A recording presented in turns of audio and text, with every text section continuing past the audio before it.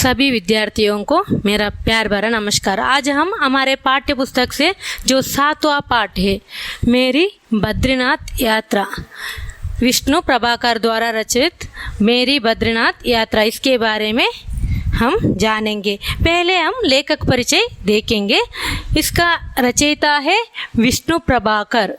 विष्णु प्रभाकर जी का जन्म 21 जून 1912 को मुजफ्फरनगर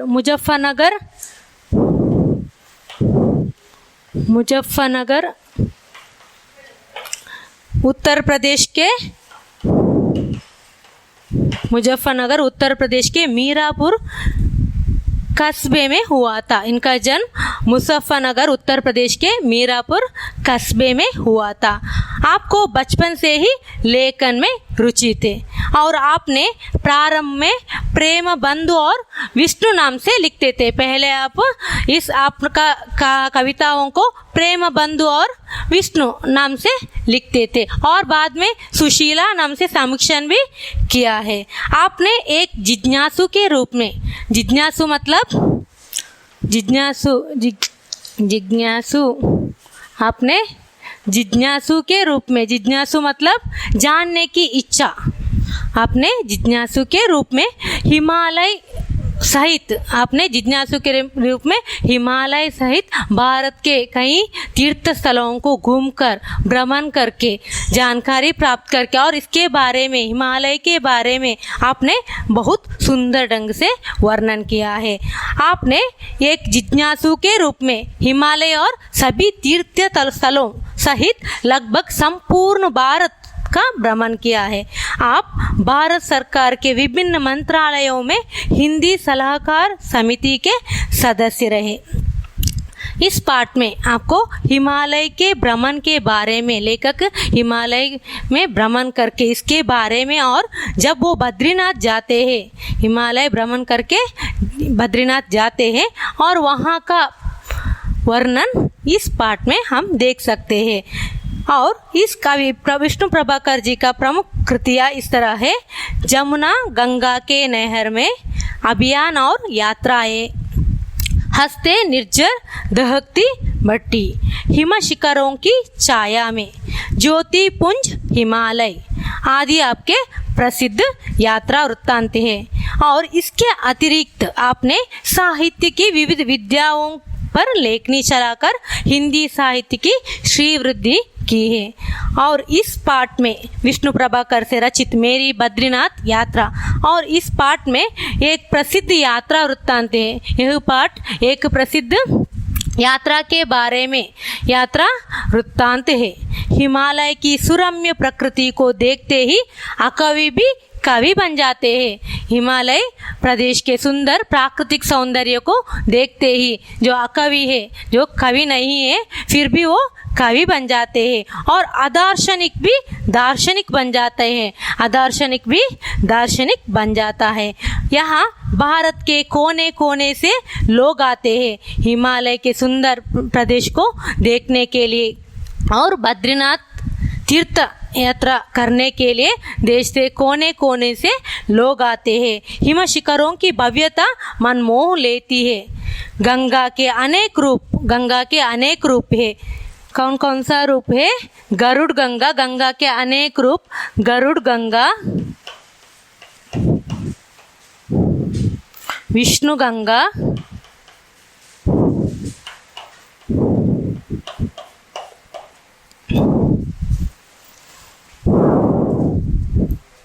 पांडुकेश्वर मंदिर,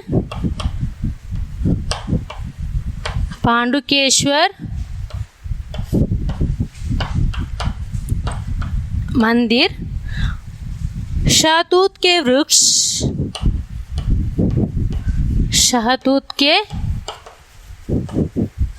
वृक्ष और कुबेर शिला और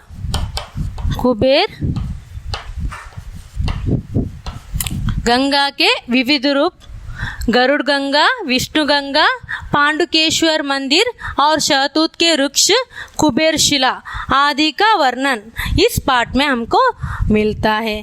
और आदि दर्शनीय स्थलों गंगा के विविध रूप, गरुड़ गंगा और विष्णु गंगा, और आदि बाकी तीर्थ यात्रा पांडुकेश्वर मंदिर, शहतूत के वृक्ष के बारे में और कुबेर शिला आदि तीर्थ स्थलों के बारे में। यह दार्शनिक स्थल है। इस दार्शनिक स्थलों के बाद, इस दार्शनिक स्थलों को घूमने के बाद बद्रीनाथ का मंदिर आता है। उसके बाद बद्रीनाथ का मंदिर आता है। इस मंदिर में सरल भक्ति और प्रकृति के वैभव का आकर्षण है।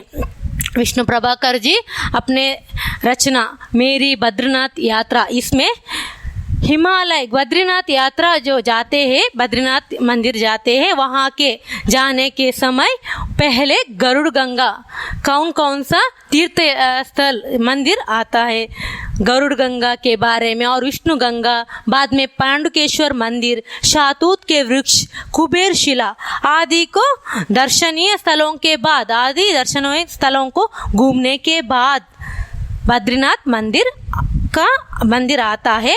इस मंदिर में सरल भक्ति और प्रकृति के वैभव का आकर्षण है।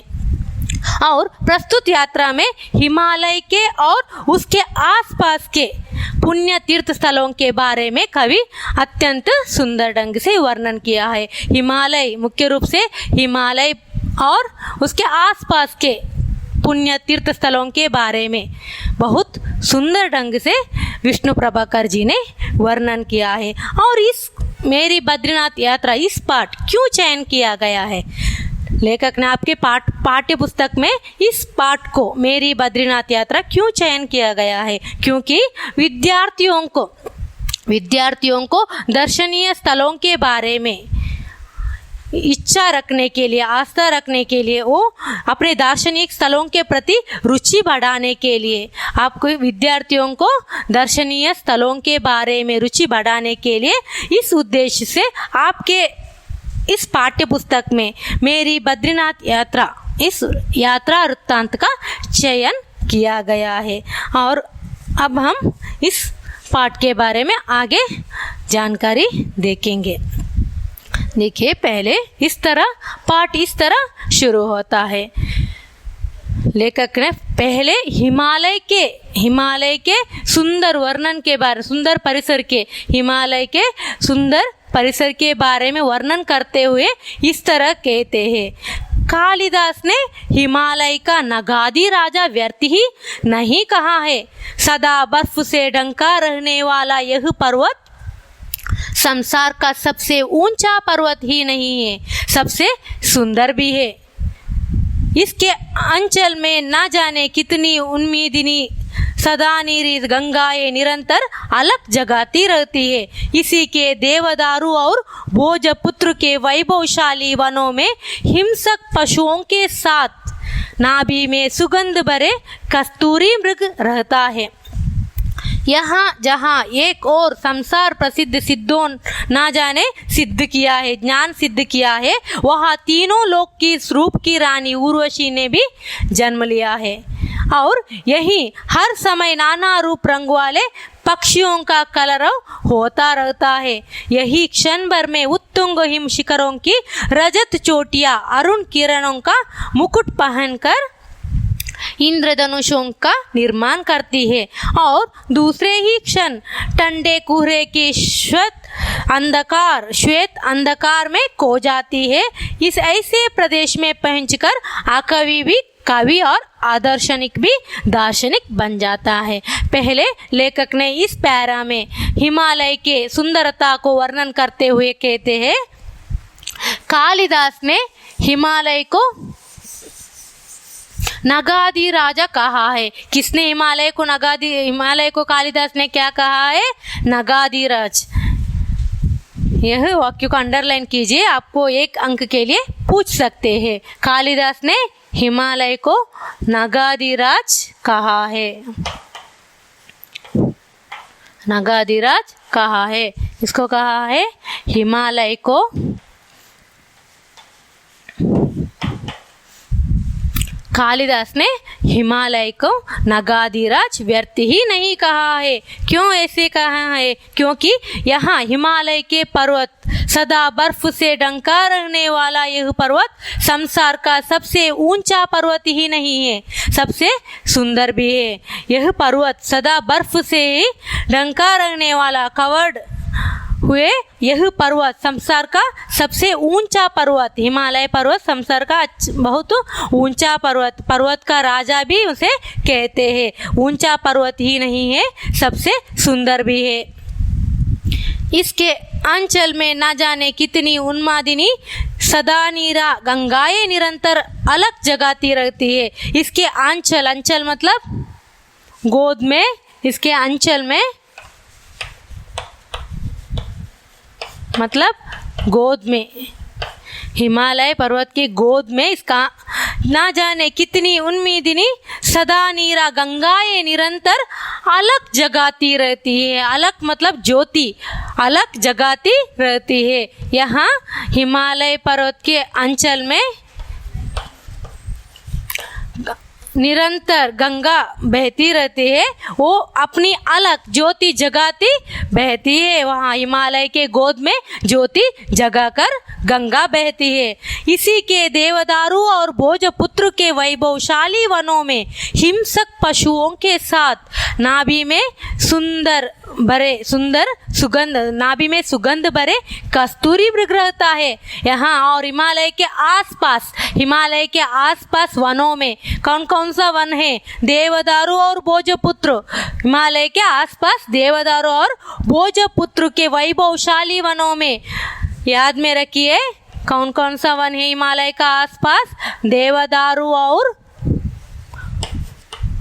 भोजपुत्र।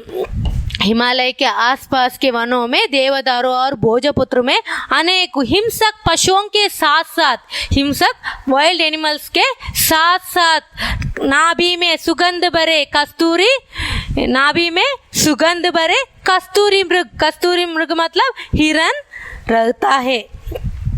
यहाँ जहाँ एक और संसार प्रसिद्ध सिद्धों ने न ज्ञान सिद्ध किया है, वहाँ तीनों लोक की रूप की रानी उर्वशी ने भी जन्म लिया है। यहाँ लेखक ने हिमालय के बारे में वर्णन करते हुए कहते हैं, यहाँ हिमालय को कालिदास ने नगाधिराज कहा है और हिमालय के अंचल में गोद में गंगा निरंतर अकल जगाती, ज्योति जगाती बहती है। और उसके आसपास देवदारू और भोजपुत्र वनों में हिंसक मृगों के साथ साथ, वाइल्ड एनिमल्स के साथ साथ नाभि में सुगंध भरे कस्तूरी हिरन भी, कस्तूरी मतलब हिरन मृग भी देखने को मिलता है। और यहाँ हिमालय के पर्वत पर जहाँ एक और संसार में प्रसिद्ध सिद्धों ने, मुनि ऋषियों ने,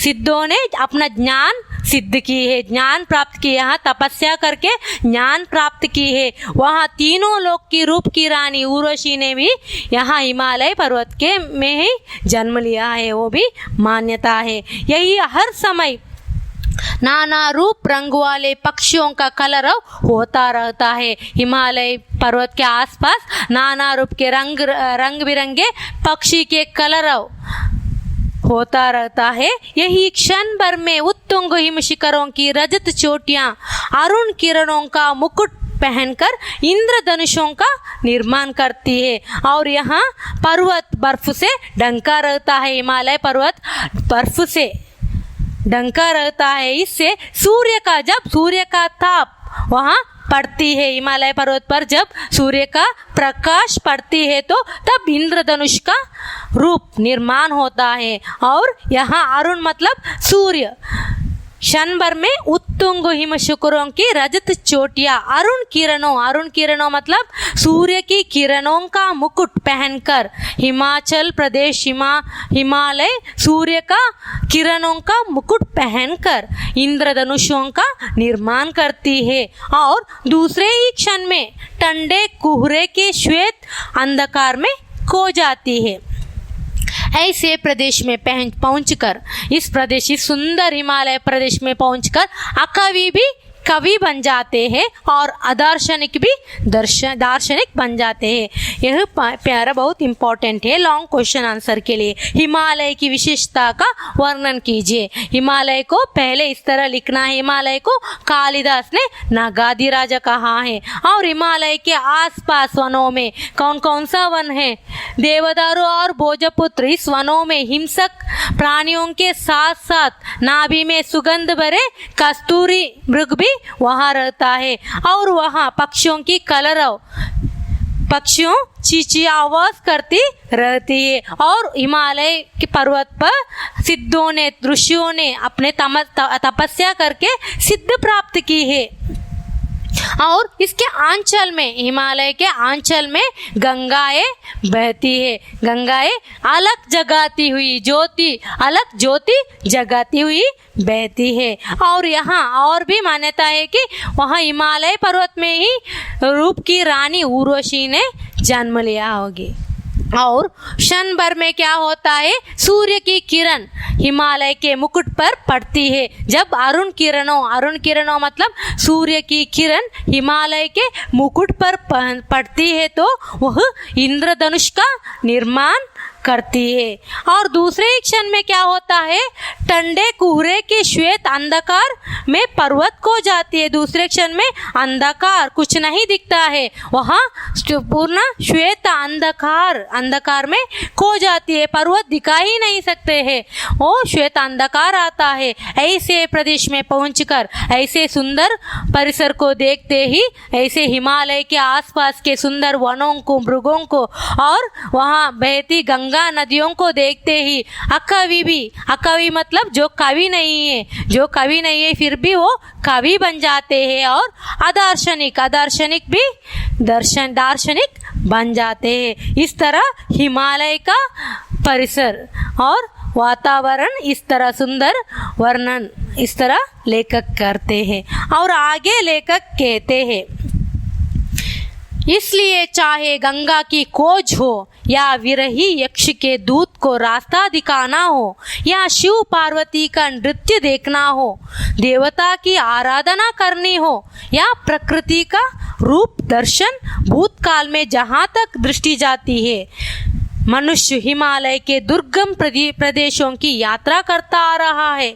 और इसलिए जब हमें पिछली मई में एक बार फिर बद्रीनाथ जाने का अवसर मिला तो सच मानिए बहुत खुशी हुई। यहाँ लेखक पहले हिमालय के सुंदर परिसर के बारे में वर्णन करते हैं। हिमालय में कौन कौन सी वनों में कौन हिंसक प्राणियाँ, पक्षियाँ और उर्वशी रूप की रानी उर्वशी, और इसके बारे में वर्णन करते करते आगे लेखक कहते हैं, चाहे गंगा की खोज हो, ये पुराने में आते हैं, पुराने कथाओं में हम देख सकते हैं कि गंगा की खोज या विरही यक्ष के दूत को रास्ता दिखाना हो या शिव पार्वती के नृत्य को देखना हो। पुराने इतिहास में हम देखेंगे तो हमको पता चलता है कि शिव पार्वती के नृत्य को देखना हो तो, और गंगा की खोज हो या विरही